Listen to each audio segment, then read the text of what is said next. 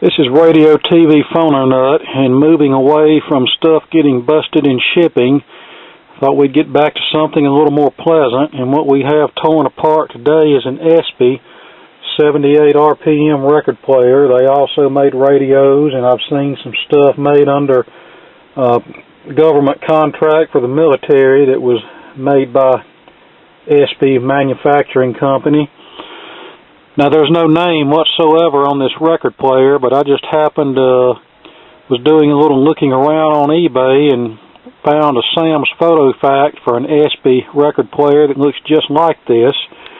And if we look here on the chassis, I'm going to show you a little something about date codes and EIA. You notice the 6-digit number, 174611. The first 3 digits is the EIA code, or when this thing was made, RMA code, Radio Manufacturers Association. And 174 that I found on the internet corresponds to Espey, and 611 I believe is a date code, the 11th week of 1946. Well, when I opened this up, the first thing I found before I opened it up was the old power cord was all brittle and cracked and unsafe to use, which is no surprise. But when I opened it up, I found that somebody had worked on this thing in the past.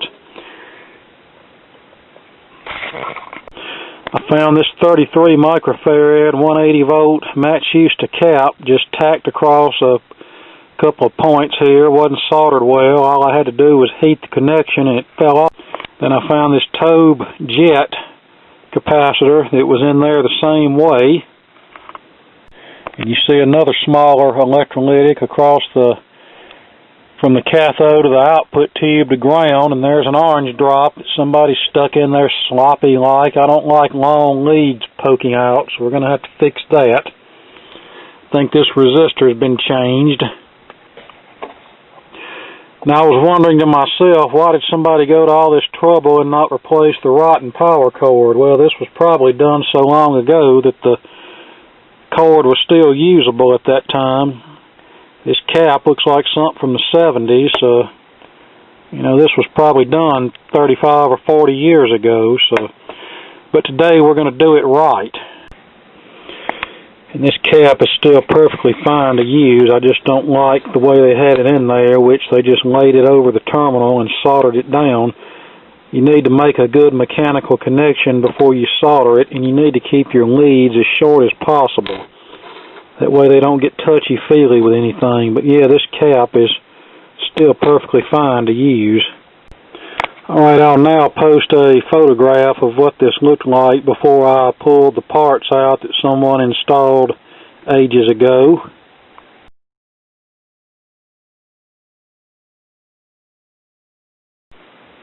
Now then, doesn't that look a lot better? I think it does.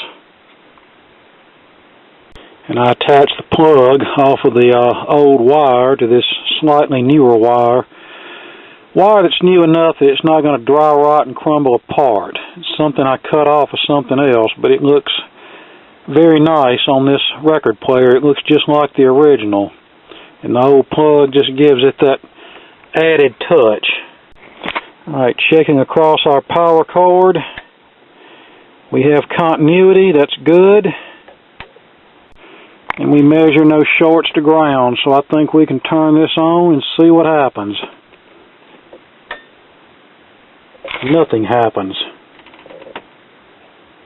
Well, maybe because I don't have the motor switch on.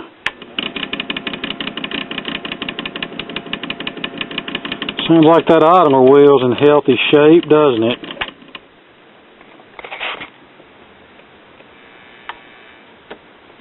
It sounds like the amp is working, but I think the cartridge is dead, which is no surprise. Here we are with the dead cartridge removed. And that amp is pretty stout for a one-tube wonder. Here's the cartridge, and I can tell it's a replacement. How do I know that? Because, see right here, somebody turned this the wrong way, but it used to be turned the other way, and the original cartridge would have had a flange on it to allow the tone arm to be clipped on this rest here. And obviously this cartridge doesn't have that. And it looks like there's a 55 date stamp on here, so... But we'll just replace it with an Espey 89T cartridge. And this arm already has a counterbalance spring, so that's nice. And then we'll fix our drive mechanism. We're going to have to do something with this spindle, because you see how loose this is. I'm probably just going to sand this down really well and just solder this in place to where it'll be stable. And then we won't have to worry about it wobbling. And then we'll just do the standard cleaning and lubrication on the drive mechanism. Okay, this may not look the prettiest in the world, but we have our spindle stabilized now, and it doesn't rock back and forth like it did. It sort of reminds me of what I used to do to tuners in 90s television sets. A lot of times the coax connector would be attached directly to the tuner, but it wouldn't be soldered to the tuner. It would just be sort of crimped on. I don't know how so many people did this, but it was a very common occurrence. Somebody'd move the television and forget to disconnect the coax cable from it. They'd take the TV and run with it and end up ripping the coax connector out of the tuner. Well, I discovered that if I was very careful, I could usually reattach a new coax connector to the tuner. But only this time, when I do that, I'd solder it to the tuner frame, and I would instruct the TV set owner that if you move this again, make sure to disconnect the cable, because if you go yanking on it this time,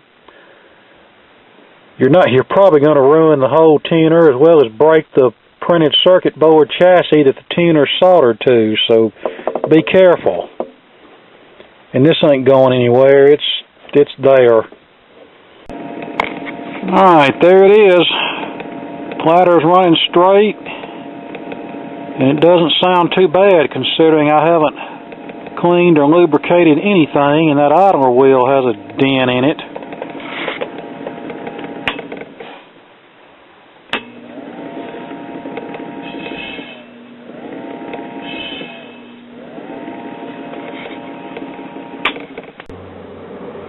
Okay, back on the Espey phonograph. I think we're about done with it, or I hope we are. I don't even remember where we left off last time, but yeah, the speaker was bad. I found a 4-inch speaker in my junk to put in here. I had to relocate the audio output transformer here, and I attached a terminal strip here to take the strain off of the actual secondary wires coming off of the transformer. Cleaned the volume control.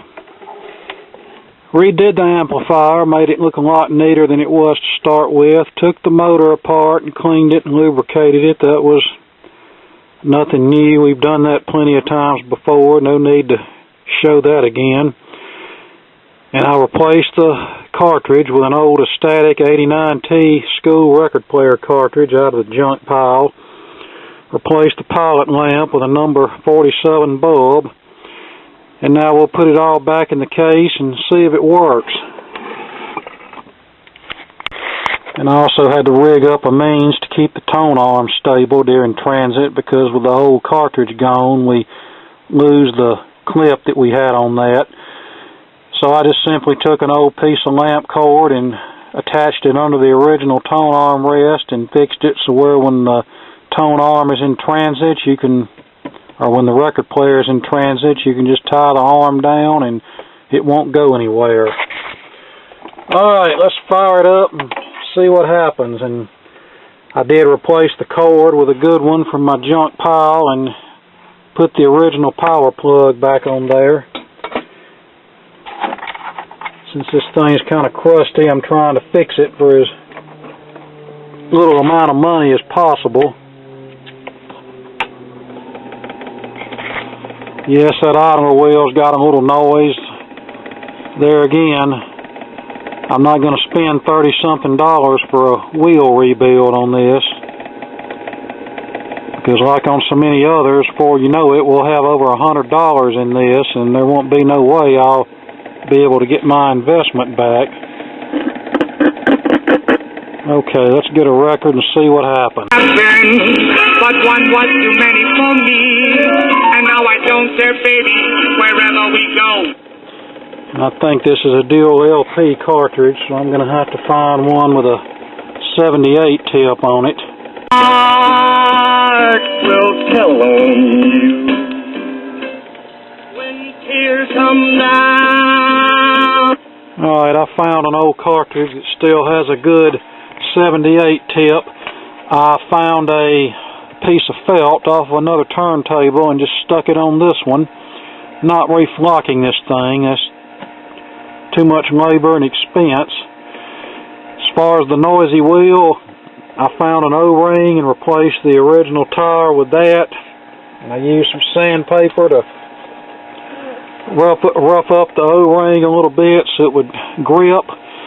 And that's where we're going to leave it. Like I've said on this before, this is kind of beat up looking at 78 RPM only.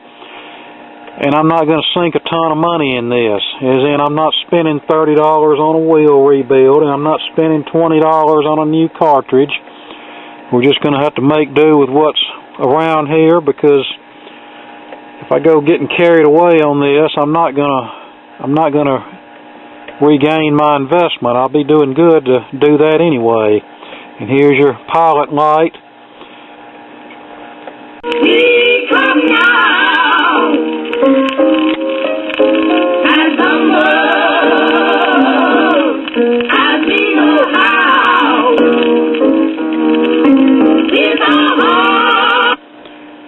It may not get quite as loud as it did with the original 3-volt cartridge, but it still gets loud enough. And yeah, on the note of that record that was playing, 9:10 AM just flipped to a black gospel format. Of course, we already have one other black gospel station on 670, and 1290 plays it on Sunday and at night, so I don't know. You don't want to know my opinion about that. It's not that I have anything against black gospel music. The type of black gospel music that's on these old 78s, I don't have an issue with. This stuff they play on the radio now, it's like every other type of modern music. It's all just a bunch of noise to me. And I don't know why these radio stations just keep playing with the same old worn-out formats. Just try something new for a change. Like an oldie station, but anyway, I'm not going to go into total rant mode about the radio. This is about a record player today. Here's one of those cardboard-like hit of the week records from the 30s. Let's see how it does.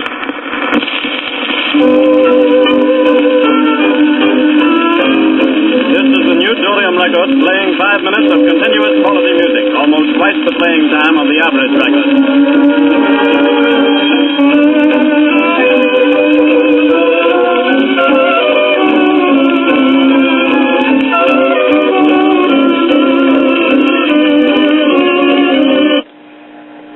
And surprisingly, these have pretty good fidelity. I'd like to hear one that's brand new that hadn't been abused on steel needles.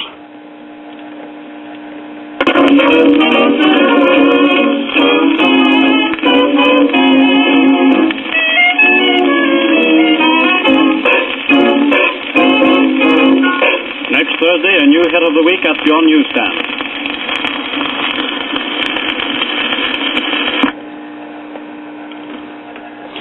Alright, so there you go. I really don't want to hang on to this. I'm trying to clean out stuff. So if anybody wants to purchase this, and you've seen in the video what all's been done to it, I'll put a link in the description where you can. My poor heart